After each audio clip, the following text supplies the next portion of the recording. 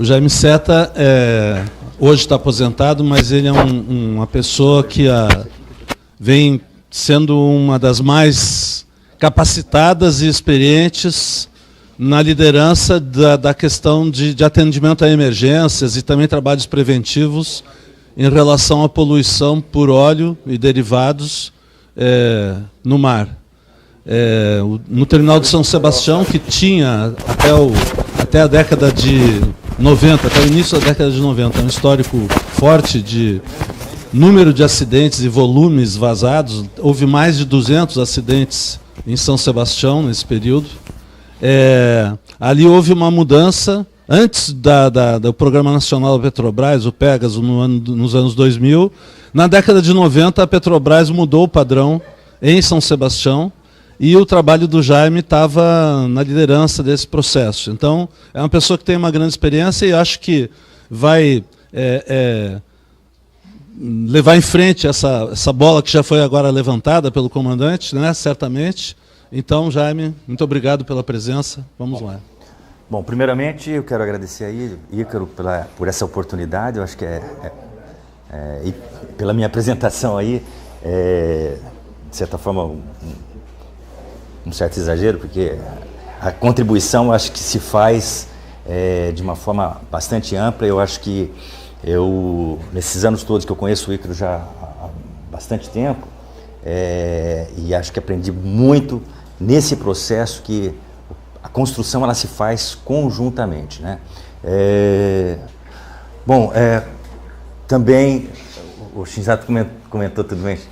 O Shinzato me chamou como sendo da Petrobras. Eu realmente fui da Petrobras, praticamente 30 anos na Petrobras, quase 30 anos. 10 anos antes da Petrobras, trabalhando na iniciativa privada, especificamente na Unilever, e sempre na área ambiental. Então, diria que eu sou jurássico, dentro de empresas, sou jurássico na área ambiental. A legislação ambiental em São Paulo, pelo menos, que é uma das mais antigas, ela começa em 77. Eu comecei a trabalhar como técnico, trabalhando na área de controles e tudo mais, nessa área ambiental, e de lá para cá sempre na área ambiental, passeando um pouquinho na área de qualidade, dentro da própria Petrobras, juntando qualidade com a questão ambiental e segurança, enfim, mas sempre atuando nessa área. E terminei a minha atividade dentro da Petrobras, galgando posições até ter a posição aí de gerente de articulação e contingência a nível nacional, onde eu tive até a oportunidade, e foi bastante oportuno o comandante Shinzato ter colocado um dos últimos slides aí, o acidente da BP, que é por aí que eu começo essa apresentação. Bom, eu quero dar uma discorrida aqui sobre a questão da gestão de contingência, de uma forma geral. O estudo de análise de risco como a base principal para ter uma boa gestão em termos de contingência, questão de cenários acidentais, planos de emergência de uma forma geral, disponibilidade de recursos, a gestão da emergência, diferenciando um pouquinho da gestão da contingência, e a parte de simulados. Vou tentar passar, muita coisa, lógico que eu vou tentar consolidar o máximo possível aqui, e certamente a gente vai ter outras oportunidades para estar detalhando um pouquinho mais alguns pontos. Bom, apenas como pano de fundo para essa apresentação, eu quis trazer o que aconteceu no acidente da BP lá no Golfo do México, e é bastante interessante porque ele traz um aprendizado e trouxe um aprendizado muito grande. A despeito de todo o aprendizado que nós tivemos dentro da própria Petrobras com os nossos acidentes, com as ocorrências, esse acidente trouxe um aprendizado para o mundo todo, né? E nós, assim que eu na ocasião eu estava como gerente dessa área dentro da Petrobras e propus logo de imediato, no segundo, terceiro dia, tinha contatos tanto na BP quanto nos Estados Unidos, da gente fazer uma missão ou algumas missões, e fizemos 6 missões durante o período que teve o acidente, para poder acompanhar, avaliar, aprender e ajudar, contribuir. De maneira que o Brasil foi o terceiro país que mais contribuiu com recursos e equipamentos na resposta ao acidente da BP. Naquele momento nós falávamos de pré-sal e tinha todo um plano, um crescimento muito grande da empresa, uma preocupação muito grande da empresa, enfim, uma sinalização de crescimento bastante significativo, todo mundo percebeu, todo mundo sentiu esse crescimento. E lógico que com um acidente acontecendo lá na BP, surge a preocupação, e se acontece aqui no Brasil, como foi colocado pelo próprio comandante Shinzato, e se acontece aqui no Brasil, como é que nós estamos preparados? Se lá está tendo dificuldade, então não podíamos perder a oportunidade de aprender com o erro, aprender com o erro da gente, mas melhor ainda aprender com o erro dos outros e trazer essa experiência. E trouxemos, fizemos essas missões, nas missões procuramos levar gente do IBAMA junto, articulamos um processo de construção dessas missões para ir com o pessoal do IBAMA, da Marinha e da Aeronáutica. Fomos em equipes para poder trazer essa experiência e depois transformar em propostas internas aqui no país. E assim fizemos e eu acho que trouxe bons resultados. Infelizmente, muitos não andam na velocidade que a gente deseja, mas eu acho que avançou e avançou razoavelmente. Bom, mas como plano de fundo, eu acho que é importante, é uma dimensão muito grande, mas a gente tira alguns aprendizados que ele serve tanto para um acidente grande quanto para um acidente um pouco menor, não importa o tamanho. Existe sempre um risco. Operamos atividade de risco, aqui na região opera-se atividade de risco e podemos ter acidentes de grande magnitude. Acidentes que muitas vezes não têm a mesma dimensão em termos de volume, mas em termos de crise, capacidade de gerar uma crise, ela pode ser tão grande quanto por conta, a depender da nossa capacidade de responder nos diversos instantes que há a evolução da emergência. O acidente, só para ter uma noção assim, de como que foi o crescimento, né? E o acidente dá início em 20 de abril com a explosão da plataforma, né? E a perda de controle no poço. Então houve realmente a falha da BOP, além de uma série de outras falhas, como todo e qualquer acidente, é um conjunto de falhas, não é uma única falha. E com a extravasão do produto, do óleo, descontroladamente. Enfim, tem mortes, tem a perda de toda a plataforma, mas tem o efeito do vazamento durando praticamente aí até meados de julho, né? Quando tem efetivamente a interrupção do vazamento. As operações ainda se prolongam por alguns meses depois. E anos depois, em cima de rescaldo e acompanhamento, monitoramento e tudo mais. Bom, rapidamente vocês observam aqui, deixa eu ver só se eu não vou errar aqui. Rapidamente vocês observam aqui o crescimento em termos de recursos, em termos de pessoas. Em questão de 5 dias sai de obviamente de zero, né? Em 5 dias já tinha 500 pessoas operando no cenário. Dia 30 de abril, 2.000 pessoas. Dia 5 de maio, 7.900 pessoas. Dia 10 de maio, 10.000 pessoas. 15 de maio, 17.500 pessoas operando. O pico, aqui a gente pega praticamente o pico da operação, quase 40.000 pessoas. Quer dizer, como é que a gente administra isso, esse crescimento? Construir uma empresa, muitas vezes, e administrar e fazer a empresa, são alguns meses ou anos para pôr ela em operação. Para ter uma empresa de 40.000 pessoas trabalhando, administrar isso numa situação de conflito requer muito mais preparo, requer muito mais, tem uma complexidade muito maior, enfim, requer muito mais de tudo, né? Em termos de embarcações envolvidas, 32 embarcações envolvidas no 5º dia, crescendo, atingindo 7.200 embarcações de mais diversas características, tamanhos, operando em toda a área do Golfo que tinha sido afetada pelo vazamento. Quantidade de barreiras, 6,5 km, 2.300 e chegou a um pouco mais depois, quase que 3.000 quilômetros de barreiras. E um outro número aqui, apenas dispersante, 5,8 milhões de litros de dispersantes aplicados. Essa evolução requer o quê? requer gestão, requer controle, requer uma série de coisas. Então, em cima acho que desse pano de fundo aqui que eu queria agora entrar em alguns pontos que a gente entende que são importantes para poder fazer frente a isso, se estiver preparado para fazer frente a uma situação dessa, está preparado para outros acidentes. Como ele disse aqui, os Estados Unidos estavam preparados? Claro que não. Não estava. Nenhum país do mundo está preparado para sozinho atuar numa situação dessa. Nenhuma empresa no mundo, assim, nenhum país do mundo, nenhuma empresa do mundo está preparada. E como é que... Mas aconteceu e tem que correr atrás, tem que dar solução. Não tem jeito. E deu solução. O que é que tinha de preparo para conseguir fazer?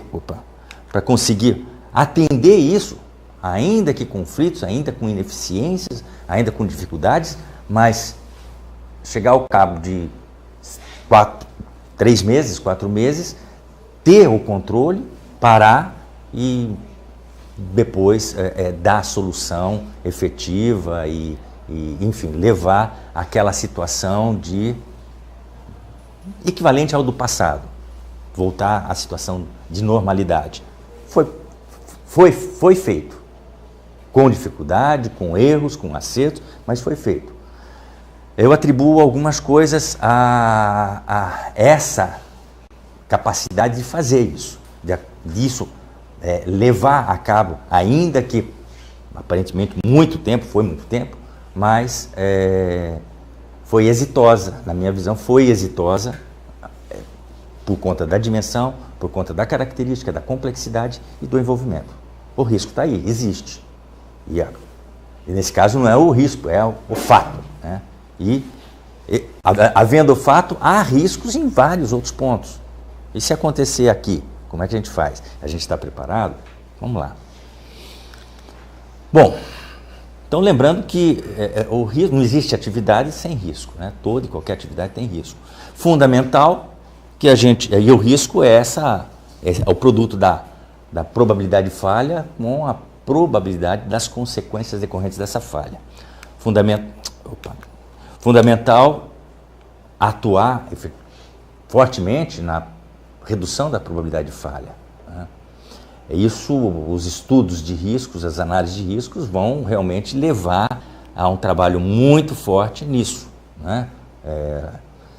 Que seja efetivamente implementado, que seja documento não apenas para cumprir regra, para cumprir lei, para cumprir uma determinação, mas que seja incorporado. Aí já tem uma dificuldade. A incorporação de tudo aquilo que se recomenda no estudo de risco, fazer com que aconteça efetivamente. Não é simples, não é fácil. Muitas vezes impacta normas. Eu comentava anteontem, logo que eu cheguei, eu comentava com alguns colegas,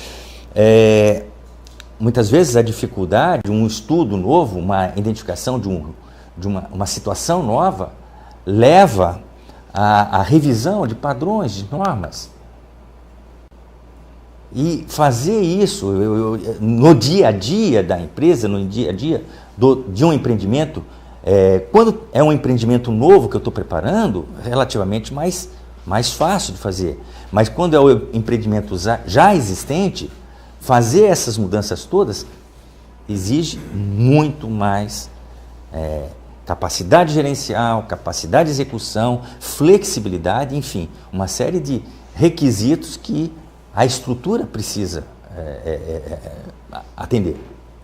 Não é simples, mas o estudo de risco é um instrumento que vai permitir essa melhoria, essa redução. Reduzindo aqui, eu reduzo o risco. Mas não deve ficar só aqui. Aqui eu estou puxando algumas coisas que foram focos que a gente deu dentro da empresa.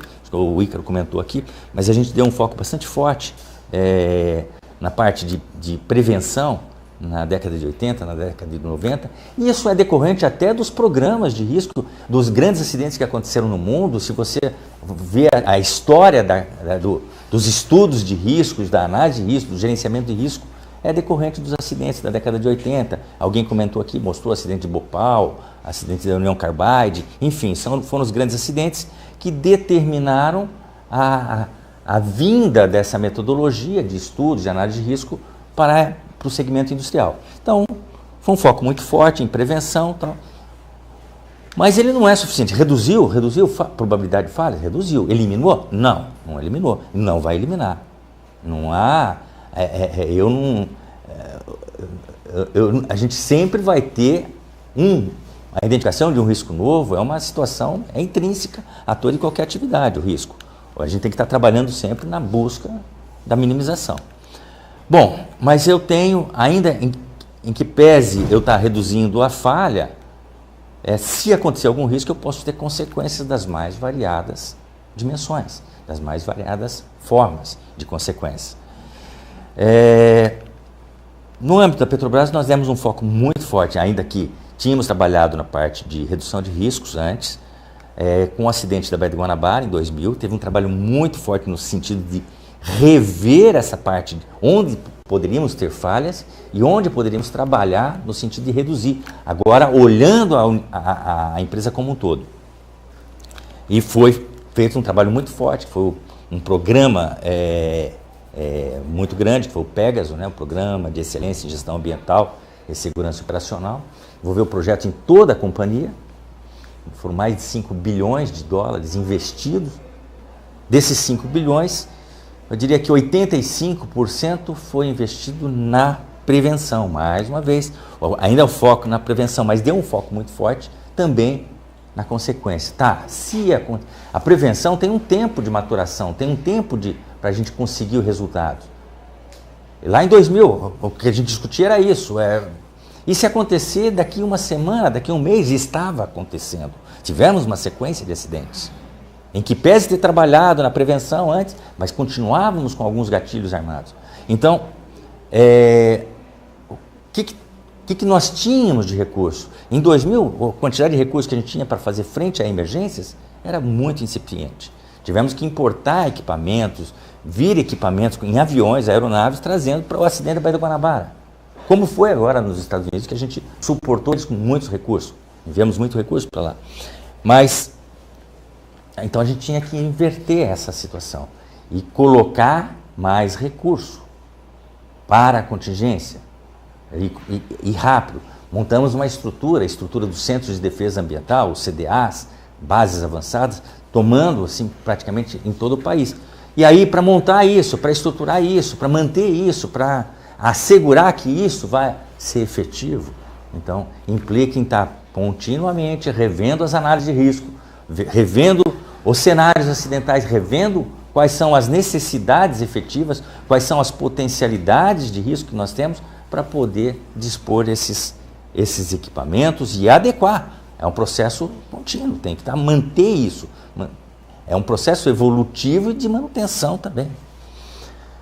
Bom, esse processo como um todo, desde a análise de risco até a efetiva operação numa situação emergencial, ou seja, desde eu pensar se vai acontecer ou não, mas como é que eu começo a me preparar, como é que eu me envolvo com a comunidade, com os outros atores, porque, como a gente viu ali, um acidente como aquele da BP, uma empresa sozinha não dá conta, um país sozinho não dá conta.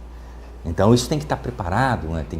Tem que ser planejado, tem que ser pensado, como é que eu vou fazer, tem que articular esses processos com antecedência.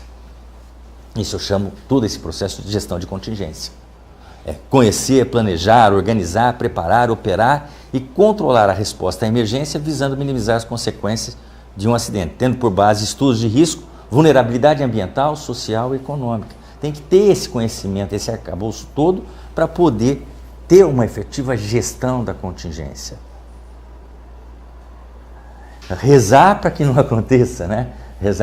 Trabalhar para não acontecer, efetivamente, colocando investimento, ações, conhecimento, competência na prevenção.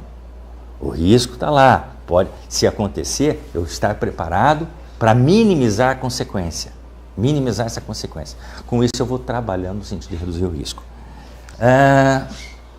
E aí, como base, o estudo de análise de risco, ele vai gerar os diversos cenários, os mais variados cenários, e aí é importante que esses cenários sejam levantados com a máxima precisão possível. É elucubração, muitas vezes? tentar... a história do Colombo lá, né, do ovo de Colombo, é tentar imaginar todos os possíveis cenários efetivamente que vão acontecer. Ontem, eu não sei se o Clayton, né? Foi o Clayton da Wilson Sons, ele mostrou, me chamou a atenção, ele tinha dois cenários que ele colocava para as lagoas, era de afundamento e colisão. Eu senti falta do encalhe. É importante? É importante. O encalhe associado com outros eventos. Então, na hora de estudar cenários, é essa multiplicidade ou simultaneidade de eventos que pode acontecer. Um encalhe, ele pode ser perigoso. Se ele é mais frequente, tem que olhar com cuidado, tem que colocar dentro da lista. Então, aqui um lembrete que eu senti falta, talvez, por ele acontecer com mais frequência, não foi considerado como crítico, mas eu diria que a gente não pode descartar nenhum, tem que considerar todos os cenários, do mais simples ao mais complexo. Em cima de cada cenário, aí começa a estabelecer qual é a estratégia que eu vou usar. Qual a estratégia de resposta que eu devo usar para cada cenário. E para isso, para definir estratégia, eu preciso conhecer bem o que é que está lá envolvido em termos de produto, qual é a vulnerabilidade ambiental, quais são as características ambientais, quais são as facilidades que eu tenho para chegar com o recurso. Muitas vezes a melhor estratégia seria a estratégia A, porém eu não tenho como chegar com o recurso ali. Eu só posso chegar com o recurso através de um outro caminho, um outro modal de transporte e que não me permite usar aquela estratégia. Então eu tenho que elencar todas as possíveis estratégias, ver qual a estratégia mais adequada para aquela situação em função do cenário acidental e as características de todo o entorno, inclusive de acessibilidade. Em cima para cada cenário, definindo as estratégias de respostas, as possíveis estratégias, a estratégia preferida, e para preferir a estratégia também deve-se buscar algumas metodologias que vão, hoje a metodologia que mais se utiliza é da NEBA, que é o Net Environment Benefits Analysis, que é a análise do melhor benefício ambiental, né? Qual é que vai trazer o menor impacto ambiental. Então, é da EPA essa metodologia, usar essa metodologia para escolher a estratégia. Né? Vai ser a estratégia, em função da situação, vai ser a estratégia mais adequada. Porém, não esquecer que isso ainda é fase de planejamento. Lá na frente, se vier a acontecer, tem que ser revisto inclusive a estratégia, essa análise, porque é momentâneo também. De repente, ali, naquele momento, a condição climática não privilegia aquela estratégia que estava elencada. Então, tem que levar em consideração esses aspectos também. Vejam que vai se tornando um pouco mais complexo a coisa na fase do planejamento. Mas quanto melhor a gente planejar e fazer esse exercício dentro da sala, no conforto, na tranquilidade de não estar em conflito, melhor. Né? A gente se antecipar é sempre melhor. Enfim, com base nisso, dimensionar os recursos. Que recurso eu preciso? Qual o recurso mais adequado, considerando cada uma das estratégias? Quais são os recursos que vão ser necessários? Quais são os recursos que eu vou poder utilizar naquele cenário? De repente, eu não tenho recurso, mas eu tenho outro tipo de recurso. Posso usar? Eu vou fazer essa análise previamente. Não, vou ter que adquirir mesmo, não tem jeito. Pô, eu não tenho acesso a um determinado ponto lá, nem por estrada. Vou ter que encontrar uma embarcação que vai... mas não tem calado. Vai ter que encontrar uma forma de chegar com a embarcação lá. A gente estava fazendo estudos mais recentemente, para determinadas áreas, só como exemplo, naquela região lá do norte do país, nordeste para o norte, ali na região do Maranhão, para quem conhece ali, a variação de maré ela chega a variar 7, 8 metros, e quando ela baixa maré, forma extensões de praias com poças de 15, 20 quilômetros. Depois a maré sobe, inunda tudo aquilo. E não tem acesso por terra. Como é que eu chego com embarcação? Como é que eu despejo o recurso lá? Uma mancha de óleo que atinja lá, até por conta das atividades exploratórias na região Nordeste, com possibilidade, com análise de deriva de mancha, tendo a possibilidade de chegar naquela região, como é que eu vou me preparar? Eu tenho que ter embarcação especial para isso. Eu tenho que considerar isso. Tem embarcação especial hoje? Não, não tem. Então vamos nos preparar para isso. Existe essa possibilidade? Existe. Existe o risco? Existe. A probabilidade é baixa? É baixa. Tem esse recurso disponível no Brasil? Não, não tem. Tem em algum lugar? Tem. Quanto tempo leva? Quanto tempo leva a mancha para se deslocar e chegar lá? Bom, então eu vou montar a minha estratégia em função dessas variáveis. Eu preciso ter efetivamente a embarcação? Talvez não. Se eu tenho essa embarcação, uma embarcação adequada, ou adaptar embarcações, eu vou usar barco pesqueiro, enfim, eu vou encontrar a melhor estratégia em função do que eu tenho, mas eu vou construir isso, deixar isso previamente desenhado, preparado e aprovado junto ao órgão competente. Essa é a ideia. Enfim, e aqui, só para ter uma ideia, a gente vai complicando cada vez um pouquinho mais, né? As diversas hipóteses acidentais para construir os cenários, as dimensões e as vulnerabilidades, que é o que determina esse cenário, né? A hipótese acidental pode ser incêndio, explosão, um bleve, uma contaminação. Aí vamos lá para outras áreas, né? Epidemia, intoxicação, poluição, enfim, tudo que faz parte dentro de um plano de emergência, de um plano de contingência. Volume, dimensões distintas, áreas afetadas, características distintas das áreas, por conta de acessibilidade, a forma como vai se propagar, pode se propagar ou pode ficar contida, vulnerabilidade, questão ambiental, questão humana, questão econômica, são todas variáveis que combinam-se para definir os diversos cenários e, em cima disso, definir estratégias. É complexo? É complexo. Requer tempo, requer cabeça pensante, requer muita coisa. E aí, elencar tudo isso, vamos vencendo. Aí é Jack Estripador, parte por parte. Vamos construindo, vamos construindo. De repente, vamos nos deparar com um acidente dentro de uma parte que não tinha sido cortada ainda e vamos andando. Vai trocando a roda com o carro andando, né?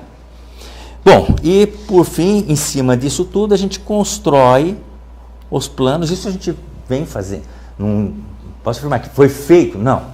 A gente vem construindo. Isso é um processo de construção contínua, né? Dentro da empresa. O pessoal continua lá construindo, dentro dessa lógica. Uma lógica que a gente foi construindo, foi desenhando, foi pensando, olhando, participando desses diversos acidentes e nesses fóruns aí que passaram a discutir esses assuntos a nível internacional. Bom, e aí é importante o escalamento, o plano, a forma de eu atender e dispor recursos de forma escalonada. Não vou colocar todo o recurso, eu tenho um risco aqui, vou colocar todo o recurso do mundo aqui. Não, eu tenho o risco no Brasil todo. Eu vou distribuir recursos e estabelecer logística, e aí, na minha visão, é essencial. A logística é essencial para um processo de resposta, um plano de resposta. Para a gestão da contingência, ela é fundamental. Então, ter uma boa logística. E a boa logística consiste no quê? Em ter a distribuição, ter os recursos adequados, ter alocados de forma mais adequada possível, distribuída de forma mais adequada possível, e ter meios de fazer com que os recursos cheguem ao local certo no menor tempo possível. Então, a construção logística, ela vai por aí, e é fundamental. Se a gente não estiver trabalhando nesses compartimentos, aí, eu diria que nesses 4 compartimentos de construção, a gente vai ter dificuldade diante de eventos, vai ter dificuldade. E a gente vai sim continuar tendo muita dificuldade, porque construir diante de toda essa complexidade e manter não é simples, não é fácil. Muda uma coisa, muda outra, muda uma administração, muda. Essas coisas vão se alterando. Isso eu estou falando dentro da empresa, mas isso não fica dentro da empresa. Isso tem que ser construído com outros atores, com outros partícipes, porque a empresa sozinha não dá conta. Bom, aqui um exemplo, vou passar bem rápido, um exemplo aqui das matrizes, que a gente vai por hipótese, vai em cima daquela lógica, ela vai desenhando os cenários, né? E aí, em cima disso, a gente vai construindo os cenários para definir as estratégias. Isso vai sendo tudo documentado para se construir as estratégias de resposta. Aí depois vai saindo no mapinha lá, para determinada situação, eu vou fazer proteção aqui, acolá, no caso aqui é Canal de São Sebastião, com proteção aqui está bem reduzido, obviamente, o material esses estudos de cenários são trabalhos bastante extensos. Que nessa fase de estudo a gente vai a campo verificar se o cenário uma coisa é fazer dentro do escritório, depois vai a campo para fazer uma validação do cenário, fazer uma validação das facilidades de acesso. Chegamos até a mobilizar recursos, alguns recursos, para testar o cenário. Nessa fase de teste do cenário. Tá? Bom, em termos de estratégias, fundamental, a questão da proteção de áreas sensíveis. Então, a identificação e estabelecer a forma de proteção dessas áreas. A utilização de contenção, de recolhimento, de armazenamento, de transporte daquilo que está sendo retirado, desde o resíduo, lembrando que o pessoal que vai para campo tem que comer, gera resíduo, então tem que cuidar do resíduo. Então, na situação da emergência, tem tudo aquilo que afeta a equipe que está atuando na emergência. E quando a gente tem, não vou chegar aos 40 mil, mas imagina que tem toda uma estrutura de suporte, de apoio para isso funcionar também. Se eu tenho 500 pessoas trabalhando numa operação de emergência, eu tenho que ter toda uma estrutura de suporte para isso. E para que a resposta à emergência não deixe um resíduo, né, um impacto maior do que... Não pode, né? Não dá. Então é fundamental estar pensando nisso nessa fase de planejamento. Bom, em termos de estratégia, então é considerar a proteção, considerar a contenção, o recolhimento, o armazenamento, o transporte, considerar sim, em determinadas situações é mais interessante, é menos impactante, quando se aplica o NEBA, a atenuação natural. Tem situações que é mais adequado. Na apresentação da Iris, provavelmente ela vai comentar alguma coisa sobre isso. Discutimos muito sobre isso no passado, nos diversos acidentes e emergências. Dispersão em superfície, eu quero fazer infelizmente o Shinzato não está aqui, mas algumas correções em cima do que ele comentou com relação à dispersão. Hoje fala-se em dispersão, temos dispersão em superfície, dispersão em subsuperfície. É extremamente importante, é uma estratégia importante que deve ser considerada. Primeiro, eu vou até, eu podia falar num outro slide, mas vou falar agora, senão eu vou acabar esquecendo. Dispersante. Nós temos sim um preconceito muito forte ainda. Eu digo, a sociedade tem um preconceito muito forte com relação ao uso de dispersante. Por conta do passado. No passado, esses dispersantes eram praticamente produtos aromáticos, riquíssimos em benzeno, toxicidade excessivamente alta. Houve uma evolução fantástica na característica desses produtos. Hoje, a toxicidade desses produtos é equivalente à de shampoo usado bebê Johnson ou coisa assim, ou Johnson Baby, a toxicidade do dispersante atual é muito baixa. No passado ela era muito mais alta que o petróleo ou que o óleo vazado. Hoje ela é muito baixa. Tem todos os ensaios, todos os parâmetros, isso a nível mundial, aqui no IBAMA, os parâmetros de acompanhamento e controle. O dispersante, o que ele faz? Ele afunda? Não afunda e joga. Não, ele vai fazer o seguinte, ele vai dispersar, vai quebrar as gotas de óleo em gotículas menores, essa é a função do dispersante. Ele faz com que as gotas de óleo ficam frações bem menores, de maneira que as bactérias, os micro-organismos presentes no ambiente, promovam a degradação dele de forma natural, de forma mais rápida. É verdade que ele, fragmentado, ele pode impregnar mais facilmente os animais maiores. É verdade também. E requer um controle, um acompanhamento. Mas é preferível em determinadas situações, e é lógico, sempre aplicando em determinadas situações, é preferível o uso do dispersante, ambientalmente mais adequado, em determinadas situações. Isso tem que ser analisado caso a caso, e é assim que estabelece o regramento, ele não é proibido, ele é regulado a forma de se utilizar. E essa regulação ainda, ela carece de evolução porque houve uma evolução na característica da toxicidade. Então hoje ele tem uma toxicidade menor, hoje ele é muito mais eficiente em termos de dispersão, em termos de facilitar a sua biodegradação. Então, apenas para fazer uma ressalva e não deixar de considerar sim o uso do dispersante. Óbvio, mar aberto. Em águas interiores não. Isso não é realmente, aí é proibido. Eu acho até que merecia aí a academia estudar, avaliar, se em determinadas quais situações ele poderia ser utilizável em águas interiores por conta da evolução que se teve. Mas hoje é regrado a permissão do uso dele em mar aberto. Aí tem os limites, profundidade, enfim, distância da costa, que é o que vai permitir, vai possibilitar o seu uso. Mas lembrando que ele é uma estratégia que deve ser considerada. E foi bastante utilizada lá no Golfo do México.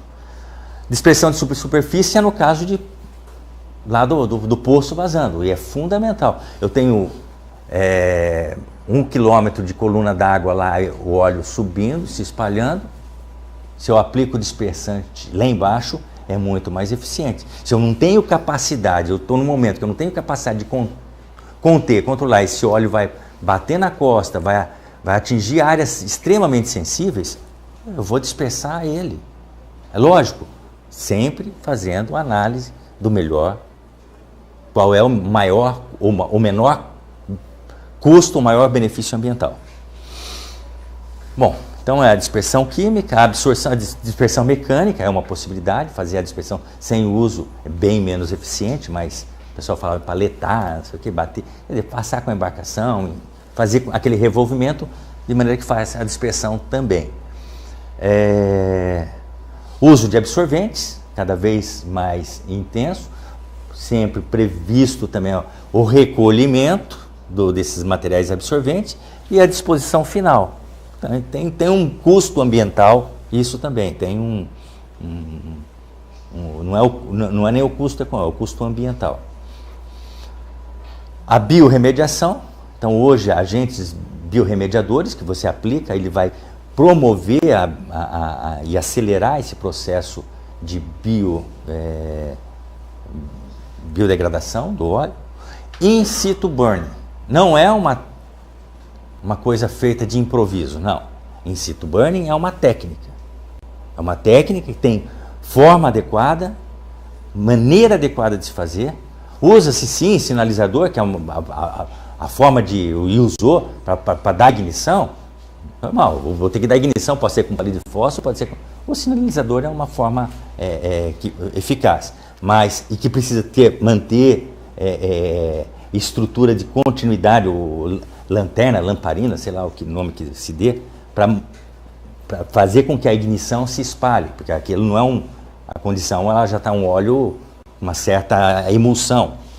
Mas é uma técnica. A barreira que contém aquilo é uma barreira especial. Diga-se de passagem, das 15, 16 barreiras que foram utilizadas no Golfo do México. Quantas barreiras foram do Brasil para lá, vocês sabem? Tem ideia? 11 barreiras. Eles não tinham as barreiras disponíveis lá. Eles estavam sem as barreiras. E nós tínhamos aqui, que no programa de prevenção, aí é um certo exagero, e por conta de acidentes que nós tínhamos no passado, e não com o objetivo de pegar, fechar o óleo e pôr fogo, não. O objetivo dessas aquisições foi situação que nós tivemos no passado, em São Sebastião, teve um acidente, eu não estava na Petrobras ainda, mas quando teve uma colisão no pier, vazou óleo, pegou fogo e aquele rio de fogo cruzando o canal de São Sebastião. Então, para essas situações, eu cerco a barreira, não vou cercar com uma barreirinha normal de lona, de PVC, de poliuretano, eu vou derreter toda. Eu vou usar uma barreira especial. Se aquele óleo em chama está indo para uma outra embarcação maior, ou um tanque um navio tanque de gasolina, sei lá, é um risco. Ou vai entrar numa marina, é um risco. Então eu tenho barreiras para poder fazer essa contenção e controlar isso.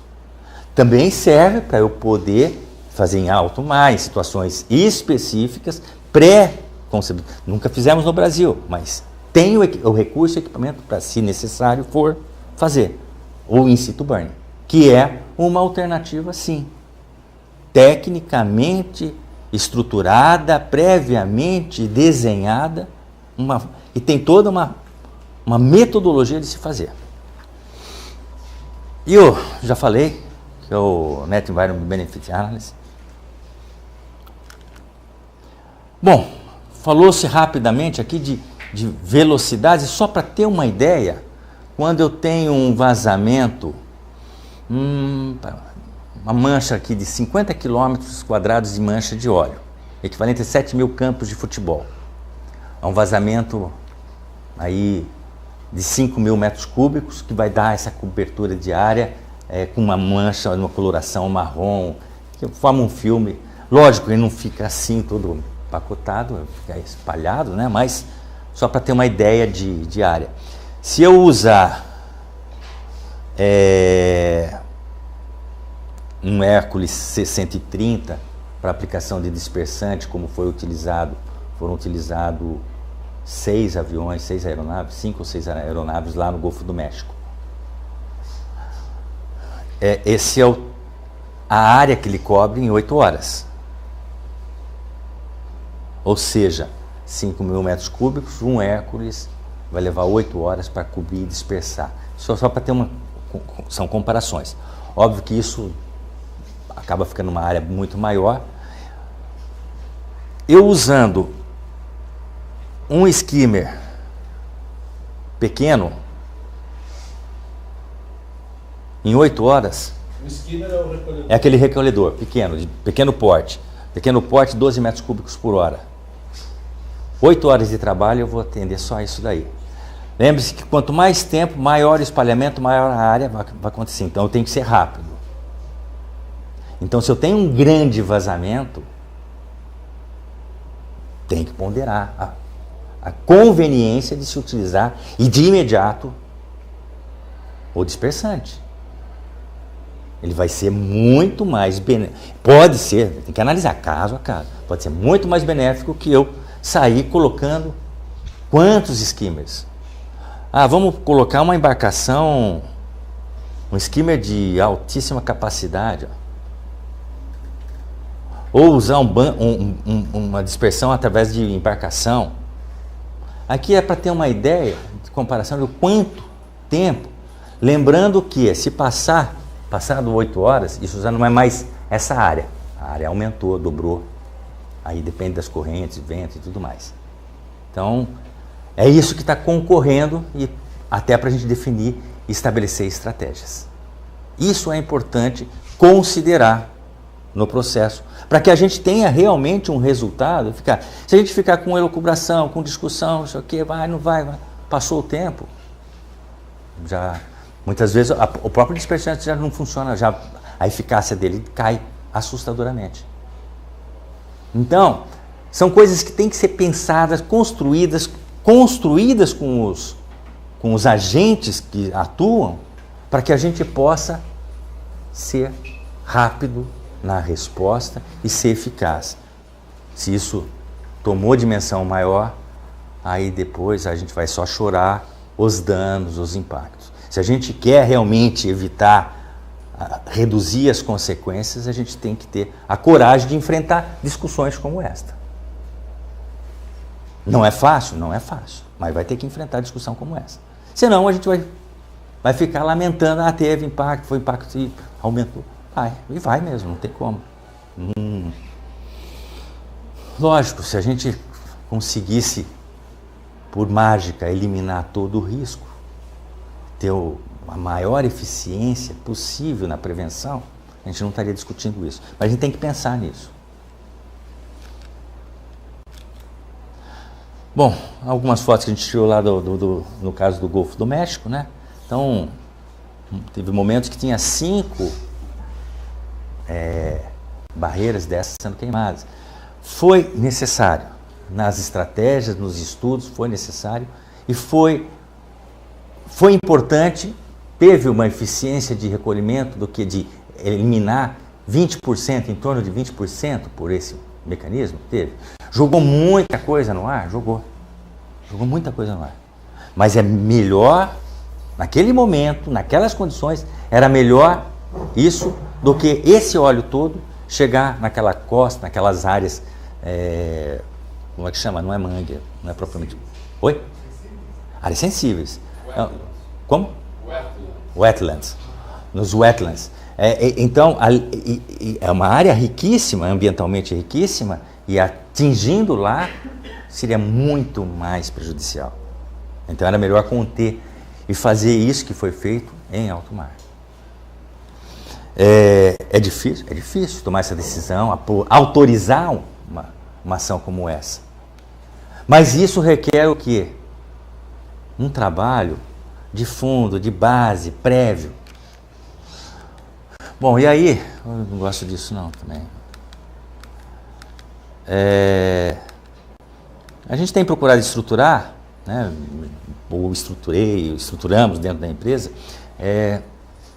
o estudo de risco, orientando a elaboração dos planos de emergência, essa fase de planejamento, elaborar os planos, estabelecer os simulados e treinamentos, fundamental. Falei do cenário, quando está fazendo o cenário, vamos testar. Fez o plano? Vamos testar. Implantou o plano? Vamos testar. Vamos treinar. Quando tiver um jogo de verdade, a gente está bem preparado. Não queremos jogar em campeonato, mas se tiver que jogar, a gente tem que estar bem preparado. Fundamental a questão dos recursos, fundamental o estabelecimento de acordos dos mais diversos tipos.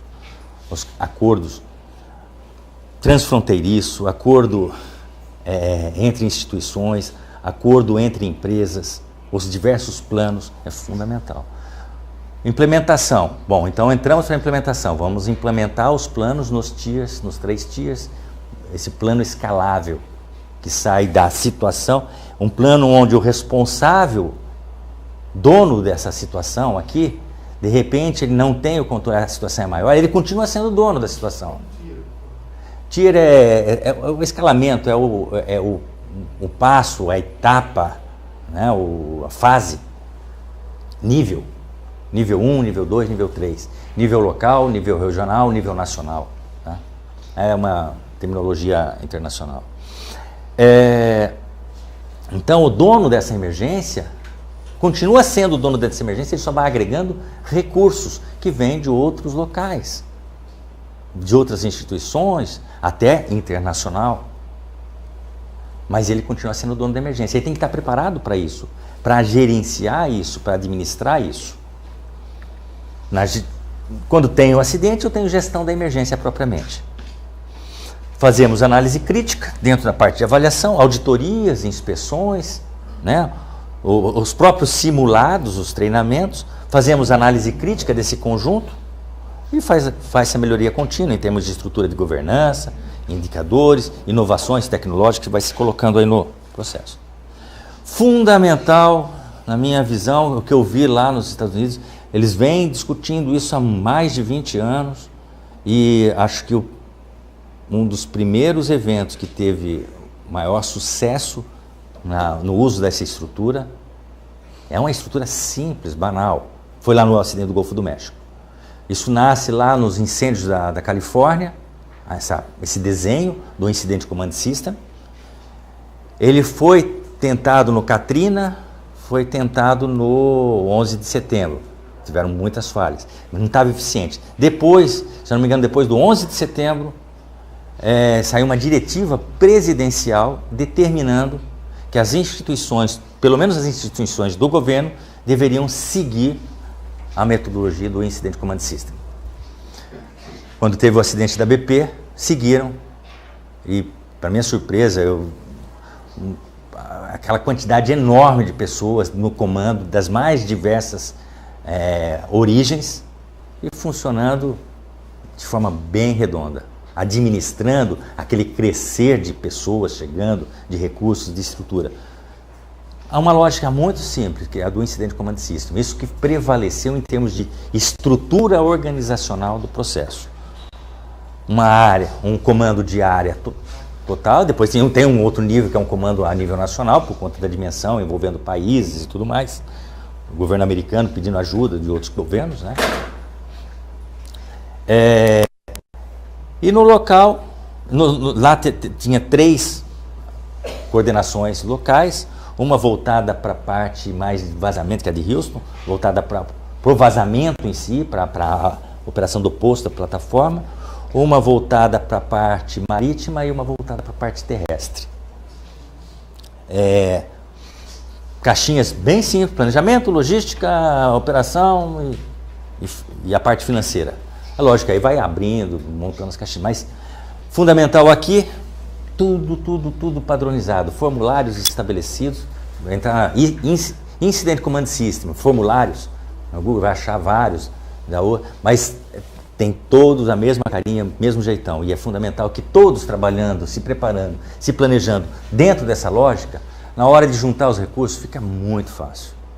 Todo mundo sabe o que faz, como faz e quais são os protocolos de entrega. Quando eu tenho aqui trabalhando Marinha, órgão ambiental e uma empresa, cada uma dentro das suas atribuições, dentro das suas responsabilidades, mas cada um fazendo uma entrega para o outro para que isso tudo funcione, se está trabalhando dentro de formulários padronizados, estabelecido o que cada um deve entregar, fica mais fácil. É difícil fazer isso? Pô, como que é? Aqui no Brasil é difícil. Cada um, eu sou dono do pedaço. Tem isso? Tem. É a Marinha lá, é o órgão ambiental, é o bombeiro, é a defesa civil. A gente tem dificuldades dessa integração. Mas isso tem que ser conversado, tem que ser discutido. Eu acho que foi um grande resultado que a gente trouxe. Junto com o IBAMA, fomos lá, trouxemos isso. Hoje está dentro do Plano Nacional de Contingência, está a recomendação do uso do ICS. A gente tem falado, no setor petróleo, óleo e gás, tem falado 4 ventos que é fundamental usar essa estrutura, esse modelo. Porque a gente vai começar a padronizar, pelo menos em todas as nossas, nas nossas relações, a gente começa a tentar. A gente não consegue impor isso para um órgão ambiental, um órgão fiscalizador, um outro agente. Mas aqueles que trabalham conosco, a gente impõe. Eu falo, a gente que trabalha conosco, eu não estou mais lá na Petrobras. Quero deixar... hoje eu não falo pela Petrobras. Trago aqui, estou trazendo aqui a experiência que eu tive em todos esses anos na Petrobras.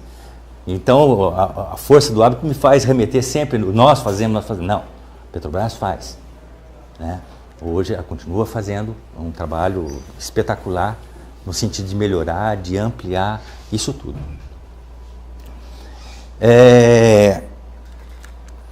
Aqui é um exemplo de estrutura. Eu acho que quem já trabalhou, o Henrique já em algumas emergências, com o Transpetro, aqui deve ser até da Transpetro isso aqui. Obviamente mas a fonte é Petrobras. É a estrutura de resposta, que é a lógica, a mesma lógica de caixinha. Aqui ela fica um pouco mais ampliada, um pouco mais cheia, detalhando um pouco mais. Mas a lógica é a mesma, e o que está se fazendo hoje é introduzindo os formulários dentro dessas caixinhas, dentro da mesma lógica do Incident Command System. Isso está praticamente tomando conta de toda a empresa. Bom, falei de recursos, falei da importância, vou passar rapidamente aqui, que eu acho que eu já não sei como é que está meu tempo, está bem. Bom, a importância do recurso, falei dos planos, então a categorização em termos de severidade, de frequência, para estabelecer o que vai determinar recurso local, como é que eu vou distribuir, fazer a distribuição, uma vez conhecido aqueles cenários, como é que eu vou distribuir os recursos, né? Então, são metodologias que podem ser aplicadas em qualquer local. Lógico que ajusta um pouco mais, um pouco menos, mas para a construção dos planos, para a integração, considerar esses aspectos. Tem que ser não tem que ser dessa forma, mas nessa lógica está embutido uma experiência, um aprendizado que funciona, que dá resultado. Tem falhas, tem defeitos? Tem muita coisa para melhorar, mas a gente aqui é um ponto de partida que já tem uma experiência acumulada para trás aí. E aí os recursos são alocados em função, obviamente, sempre com... Acho que aqui a ideia aqui é o seguinte: se eu tenho uma emergência onde eu venho com recurso, tá errado, venho com recurso local, pô, mas não foi suficiente, a emergência está crescendo, está aumentando, eu aciono o meu recurso regional das outras unidades. Não foi, aciono o complementar a nível nacional ou internacional. Então eu vou acionando. Agora, o importante é o gestor é o mesmo. O gestor dessa emergência, com esses recursos, é o mesmo gestor. Salvo você estar fazendo besteira e o chefe dele tira ele, mas senão é o mesmo. E ele tem que estar preparado para isso. Ele tem que estar preparado, saber que aquilo vai chegar a uma dimensão. Se ficar trocando, a gente não vai dar certo. A experiência mostra que não, é melhor, a não ser que o cara faça. Isso aí vai, às vezes define não o mesmo gerente lá da unidade como o gestor da emergência. Traz uma pessoa que é mais tarimbada para aquilo, mas ele vai continuar. Ele está preparado para fazer esse escalamento. Tá? Bom, aqui de uma forma geral, a construção em termos dos centros de defesa ambiental, as bases avançadas, em toda a Petrobras e todo o suporte para as atividades que tínhamos, né, fora do Brasil, então estava desenhado para isso tudo, né, com uma logística em São Paulo, uma logística internacional em São Paulo, desenhado, acordos então construídos com a Marinha, com a Aeronáutica, com a Defesa Civil, com o IBAMA, diversos acordos, com os órgãos ambientais estaduais em várias regiões, com instituições internacionais de diversas formas, de maneira que a gente pode fazer o uso das diversas estruturas e organizações de respostas, praticamente todas associativas. Quando fala OSRL, CCA, CCA agora fundiu com OSR, MSRC, NOFO, são estruturas, são organizações associativas. E aí é um caminho interessante. Associação para organizar esse processo de resposta. Associação, fundação. Nós construímos porque a Petrobras praticamente única, detendo, não de direito, mas de fato, praticamente o monopólio da produção, até pelo menos no ano 2000, 2000 e pouco. Então, mas a gente vinha já defendendo e fazendo proposição de transformar essa estrutura numa espécie de uma fundação, numa associação onde outros agentes participem e façam uso desse recurso. Porque a gente tem dificuldade, quando o órgão ambiental pede para a gente ajudar uma outra empresa, como é que eu faturo? Faturo não no sentido de ter lucro, não é? Como é que eu recebo? Como é que emite? Quando a gente viabilizou o recurso lá para a BP, como é que a gente tem que fazer um monte de permear para poder ficar enquadrado na legislação e não fazer. Isso gera dificuldade. Se você cria uma associação, uma fundação, facilita. A gestão compartilhada é mais adequada. O risco não é só exclusivo da empresa. O risco de acidentes é diversas empresas, diversos operadores. Então, talvez, na dimensão que é a Petrobras é mais difícil, mas numa dimensão menor, talvez seja mais fácil já partir pensando nesse conceito de fazer como estrutura de resposta algo que tenha um compartilhamento, que tenha a cooperação, essa coparticipação, numa personalidade jurídica que vai operar adequadamente. Tá? Bom, essa é para ter uma ideia assim da dimensão em termos de capacidade, equipamentos, recursos. Eu acho que eu fui comentando, mas aqui eu vou deixar isso aqui vai ficar disponível. Isso vai ficar disponível, mas aqui são informações do compartilhamento, pontos específicos. Eu queria só aqui são algumas coisas com relação a alguns cuidados com a logística, que não é bem o caso daqui, não.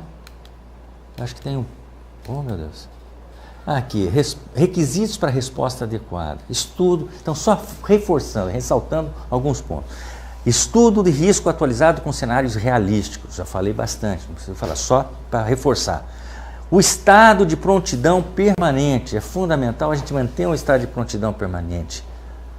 Custa. Não é fácil. Custa. Gasta, mas tem que ter. Senão não adianta. A gente põe lá, quando vai precisar, vai usar o equipamento não funciona, o barco não... Nada funciona. A pessoa não está treinada, não está capacitada, não conhece o equipamento, não sabe como usar. Nada funciona. Então, é fundamental o estado de prontidão permanente. Tem custo, tem que saber que tem custo. O detentor do risco, os detentores do risco têm que arcar com esse custo. Não tem como. Tem que arcar com esse custo. Ou então vai arcar com o custo da consequência de um grande acidente que não foi bem atendido. É questão de escolher. Logística para a mobilização de recursos em grande escala, incluindo as questões aduaneiras e de migração. Eu acho que aqui é importante, até por conta da interface, quando se fala em hidrovia Brasil-Uruguai, é fundamental aí considerar essa questão aduaneira, que é uma dificuldade. A entrada e saída de recurso, mesmo na situação de emergência. Temos histórias a contar, não vou contar aqui, mas de problemas, dificuldades nisso, até em simulados. Montar uma estrutura de comando baseada no Incident Command System. Ponto. Dispor de plano nacional de contingência. Já tem o plano nacional de contingência. Buscar alinhamento a ele. Tal supra-sumo? Não. Pode ser melhorado? Com certeza pode ser melhorado e muito. Mas ele é um balizador para os planos de área, para os conjunto de planos de área, um plano regional, sei lá como é que chamaria aqui, né? Mas esse, e para o próprio plano individual. Né? Então, esse alinhamento é fundamental. Esse alinhamento é fundamental porque num acidente maior que eu preciso ter recurso, se eu não estiver alinhado, vai ficar muito mais difícil. Então, buscar esse alinhamento, em que pese algumas deficiências, mas ele é fundamental. O alinhamento, essa padronização de trocas de informações, de estrutura, ela é fundamental para que a gente tenha resultado. Bom, gente, acho que é isso. O APEL, isso é importante, é um ponto importante. O APEL, a gente é uma dificuldade enorme, mas o Ícaro é o grande especialista nesse assunto. Certamente vocês vão ter muito mais informação. Mas a gente experimentou o APEL em São Sebastião, em Santos, momentos de alta, momentos de baixa. Fomos agraciados com um prêmio da própria, não é prêmio, um reconhecimento de ser um dos APEL no mundo mais bem elaborados e construídos e em funcionamento pela própria UNEP da ONU, que é quem organiza, eu proponho o processo APEL, mas tivemos baixa também, decaiu, não sei o quê, por conta dessa dificuldade que a gente tem do envolvimento e do processo de articulação e assegurar que os partícipes continuem com isso à frente. Nem sempre é fácil. Não recomendo que fique... a Petrobras tentou e tem tentado sempre puxar, trazer, mas ela não ficar à frente. Porque não é o papel da empresa ou de qualquer empresa. É um papel da sociedade, talvez representada pelo Estado. O Ícaro, certamente ele vai poder falar muito melhor quando vocês forem discutir o APEL aí. Mas é uma experiência muito positiva. Tivemos para fazer os exercícios simulados e para fazer a implantação, o envolvimento, até a comunicação de riscos para a comunidade, que é fundamental. Se não fizer isso, depois a gente vai querer que a comunidade se comprometa. A gente tem que, o compromisso do empreendedor é de informar efetivamente os riscos, o que ela está fazendo. Ele é fundamental também, e como ela está preparada. Bom, aqui alguns, lá de Santos, né? Primeiro seminário, quando estava começando. Bom, por fim, tem aqui meu contato. Aqui, hoje estou atuando na parte de consultoria. Então tem site onde a gente está atuando. Enfim, qualquer contato a gente está à disposição também. Tá bom? Eu agradeço aí mais uma vez essa oportunidade e estou à disposição. Gente, nós estamos muito atrasados, então o Beto que levantou a mão está tratado e depois vamos interromper para fazer o POF e a gente avança, senão nós vamos estourar o tempo. Eu tenho uma certa curiosidade de ouvir a sua opinião a respeito de uma questão que está me fazendo pensar há bastante tempo aqui no Porto de Rio Grande, que nós temos um zoneamento já instituído, que, né, um planejamento territorial que basicamente é um mapeamento dos usos que já estavam consolidados e se fez, né, chamou isso de zoneamento ambiental, zoneamento portuário, onde estão concentrados ali, tem um setor que é destinado aos granéis líquidos e químicos, produtos químicos. Então isso concentrou ali, né, grandes volumes ali, grandes estoques ali de produtos perigosos, né, em tanques, né, de derivados de petróleo, combustível, ácidos e tudo isso.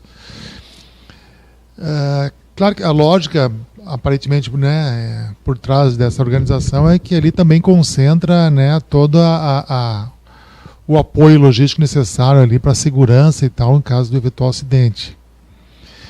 Mas isso, recentemente, né, nos colocou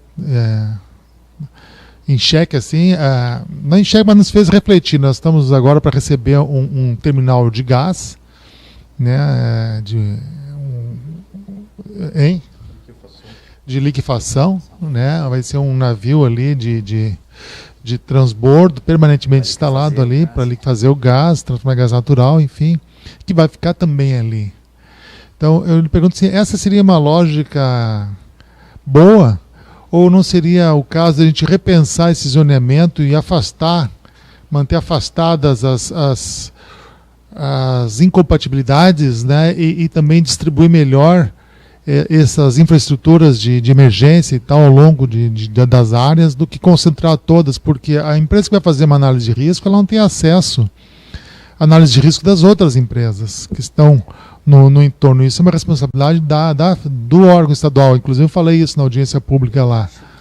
Acho que uma ferramenta, uma metodologia mais aplicada para essa avaliação é a avaliação ambiental estratégica, né? Eu não sei se foi aplicado aquela avaliação que é um estudo que considera os diversos agentes, porque normalmente faz o estudo de impacto ambiental por empreendimento.